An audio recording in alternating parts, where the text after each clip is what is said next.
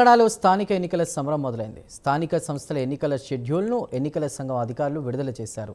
October 9న స్థానిక ఎన్నికల notification రానుంది. 31 జిల్లాల్లోని 565 మండలాల్లో ఎన్నికలు జరగనున్నాయి. 2 విడతల్లో ఎంపీటీసీ, జెడ్పీటీసీ ఎన్నికలు ఉండనున్నాయి. 3 విడతల్లో పంచాయతీ ఎన్నికలు జరగనున్నాయి.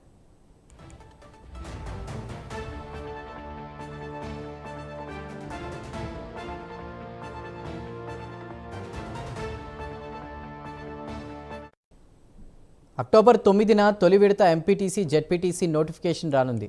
ఇక అక్టోబర్ 13న రెండో విడత ఎంపీటీసీ, జెడ్పీటీసీ నోటిఫికేషన్ రాబోతుంది. అక్టోబర్ 23, 27న ఎంపీటీసీ, జెడ్పీటీసీ ఎన్నికలు ఉండనున్నాయి. ఇక నవంబర్ 11న ఎంపీటీసీ, జెడ్పీటీసీ ఎన్నికల ఫలితాలు రాబోతున్నాయి.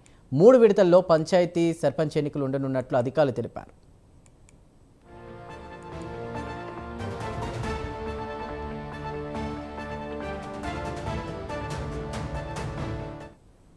అక్టోబర్ 15న తొలి విడత పంచాయతీ ఎన్నికల నోటిఫికేషన్, అక్టోబర్ 21న రెండో విడత పంచాయతీ ఎన్నికల నోటిఫికేషన్, అక్టోబర్ 25న మూడో విడత పంచాయతీ ఎన్నికల నోటిఫికేషన్ రానుంది.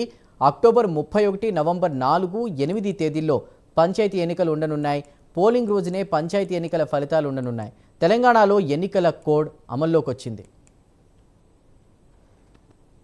ప్రారంభమవుతుంది 9 అంటే మనం అందరం పండగలు చేసుకున్న తర్వాత 9వ రోజు గురువారము ఉదయము ఎలక్షన్ నోటీసు అన్నది 9వ తేదీ నుంచి మొదలవుతుంది. ఆ రోజు నుంచి నామినేషన్స్ వేయవచ్చును.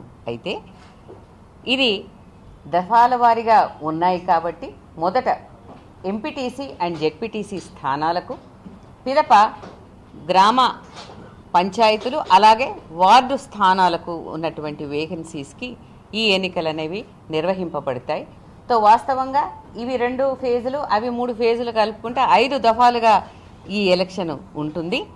ఒక్కొక్క ఫేజు 15 రోజుల్లో ముగుస్తుంది. అనగా 9వ రోజున నామినేషన్కి ఎలక్షన్ నోటీస్ ఇచ్చింది.